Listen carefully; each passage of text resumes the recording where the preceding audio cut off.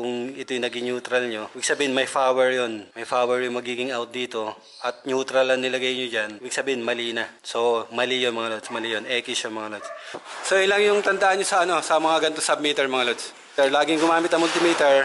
So, inuulit ko, mali yung line 1, then line 2 ng load. Ay mga lodi.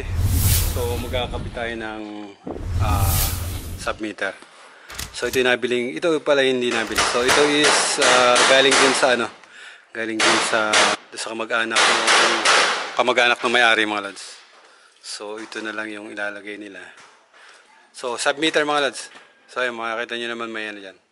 Kilowatt hour meter, 240 volts, 60 Hz, 1 phase, single phase, 60 amps, 6 digit na reading niya. Kilowatt hour reading. Ano ba yung submeter mga lods? So submeter mga lods, pag sinabing submeter, so ibig sabihin ito is nakakapit dun sa main meter mga lods. Ibig sabihin may main meter pa. So main meter, so ito is naka-hook dun sa main meter mga lods. Ibig sabihin lahat nung kinukonsume nito is marireading nung main meter. So ganun ang ng submeter. Ganun ang ibig sabihin na pag sinabi na submeter or sub-panel is nakahook yan dun sa main panel or sa main meter. Ganun ang mga submeter, ganun. Sub-panel, parehas lang din mga lods. Kung may sub-panel, ibig sabihin nakahook siya dun sa main panel. So yung main panel is nagbibigay ng power dun sa sub-panel. So ganun din yung submeter. So yung may main meter, binibigyan niya ng power yung submeter. So ganun ang gamit ng submeter mga lodi. So i-install natin ito ng submeter mga lodi. So dito sa bahay, bali nahilaan na natin ito ito yung main feeder niya, number 8 yung ko. Kasi temporary lang ilalagay yung submeter. Dito natin ilalagay submeter. So kukuha tayo ng power dito sa kabilang bahay. So ikakabit lang natin yan dito sa main na wire galing dun sa main meter mga lods. So hindi na natin lalagyan ng breaker. So pwede kayo maglagay ng breaker galing ng main papunta dito sa incoming ng submeter mga lods. So pwede kayo maglagay ng breaker, pwedeng hindi maglagay ng breaker. So mas okay kung maglalagay ka ng breaker. So madali nyong i-off and off itong unit. Sa case nito mga lods, ito is bahay ito nung anak nung may-ari mga lods. So kaya hindi na natin lalagyan nung breaker kasi hindi naman niya tatangkay na i-jumper yung kasi halos doon magkakaroon ng jumper mga lods doon sa breaker na yun. Kaya mapapansin nyo pag galing ng provider, walang walang cut out yan papunta doon sa meter mga lods. Makikita niyo parang ganun din yung magiging trabaho nito mga lods. So dun sa main line na pinanggalingan nito is kung hindi nyo malalagay ng cut out is mas okay yon kasi walang chance na magkaroon ng jumper doon sa line side mga lods. Sa load side dun kayo maglalagay ng breaker para dun sa mga load nyo sa bahay mga lods. So ito is temporary lang to mga lods. 60 amps temporary na ilalagay dito sa unit na to sa bahay. So dito natin ilalagay. Then rekta na natin yung main na yan, rekta dun sa submeter. Then submeter load side papunta na dun sa panel mga lods. So dito sa panel na to mga lods. Ay mga lods, dito sa panel na yan. So yan ilalagay natin ng submeter. So yun mga lods.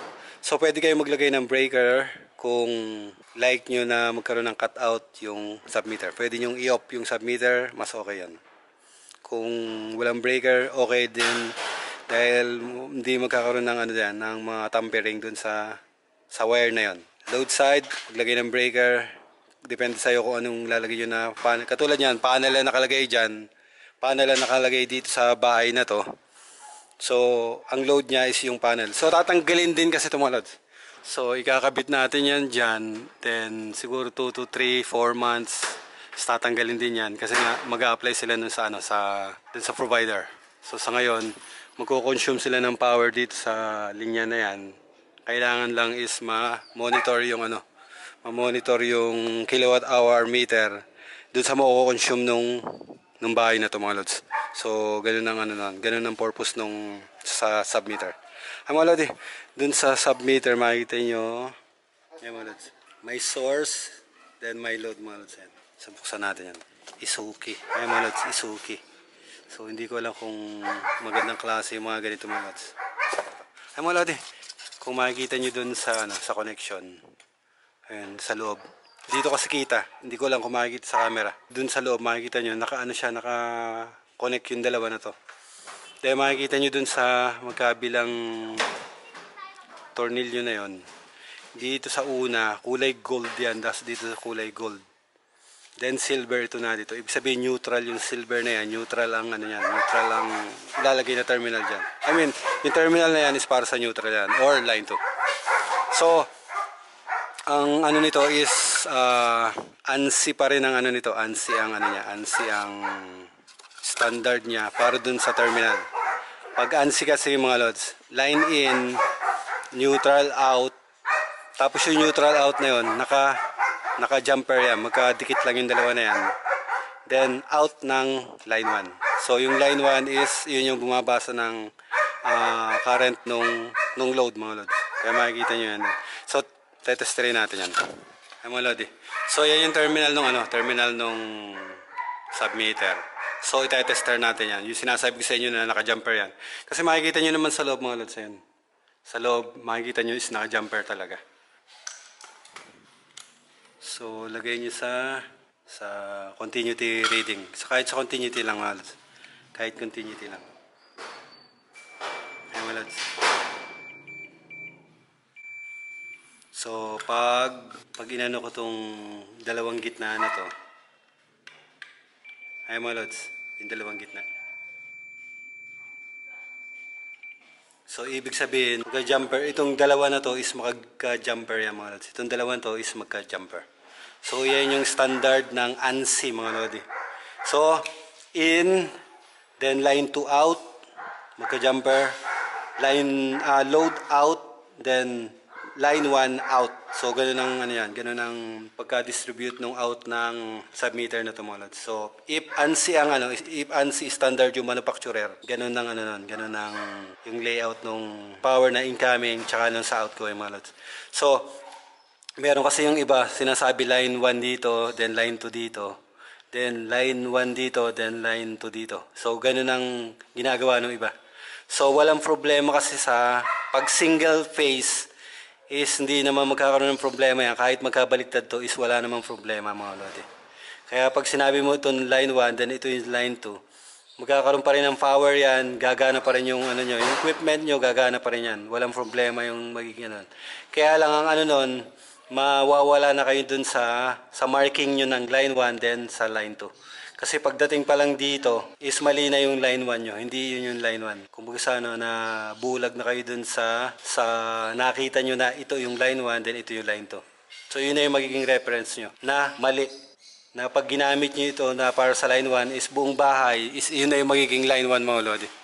So, dun pa lang sa terminal na yon is mali na agad yung mali na agad. Kasi may mga nakikita ko sa ibang YouTube mga lods, mali yung termination nila. Pag dito yung line 1 nila, dito yung line 2. Kakamali sila is sa color coding mga lods. Then dun sa pacing nung line 1 then neutral niya. So dun magkakamali na yan. Kung neutral yan, ibig sabihin kung ito yung naging neutral nyo, ibig sabihin may power yon. May power yung magiging out dito at neutral ang nilagay nyo dyan. Ibig sabihin mali na. Dun pa lang magiging mali na yung distribution ng color code nyo mga lodi. So line 1 in, line 2 incoming. So line 2 load, then line 1 load. So, ganun na magiging ano yan. So, yung mga lodi. So, i-clarify lang natin yung ano yan. Dahil maraming hindi nakakaintindi. Alam lang nila, line 1, line 2 in, line 1, line 2 out. So, ganun yun. So, mali yun mga lods. Mali yun. X yung mga lods. So, line 1, line 2, then line 2, line 1. Ayun ang tamang pagkabit ng ganyan ang mga submeter mga lodi. Makikita nyo naman yan pati dito sa dito sa connection mga lods. Ayun, ito. Kung makikita nyo yung drawing na yung mga lods. Ayan.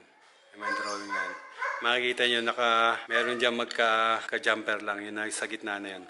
So makikita nyo dyan may magka-link or magka-jumper. So, yun yung line to or neutral mga lods. Ay mga lodi. So, kakabit na natin to. So, yun lang yung tandaan nyo sa mga ganito submeter mga lods. Laging gumamit ang multimeter para makita yung kung ano yung magka-link dito kasi matik yan, mayroong magka-link diyan para do sa line 2 or neutral mga lods. Ay mga lodi. So, ganun ang ganun ang basic nung kung paano tayo mag-install ng mga gamit. Kailangan talaga meron tayong multimeter. Ay mga lods. So, inuulit ko, mali yung line 1 then line 2 ng load. So, dun pala magkakaroon na kayo ng problema kung neutral yung ikakabit nyo is may magkakaroon na kayo ng problema. Dahil yung neutral dyan sa probinsya ay 0 yung mga lods, 0. Na pag dito nyo nilagay is makakakuha kayo ng power, then ito is wala kayong makukuha ng power. So, ibig sabihin, magbabaliktad na yung yung marking nyo ng line 1 and neutral is magkakaroon ng baliktad.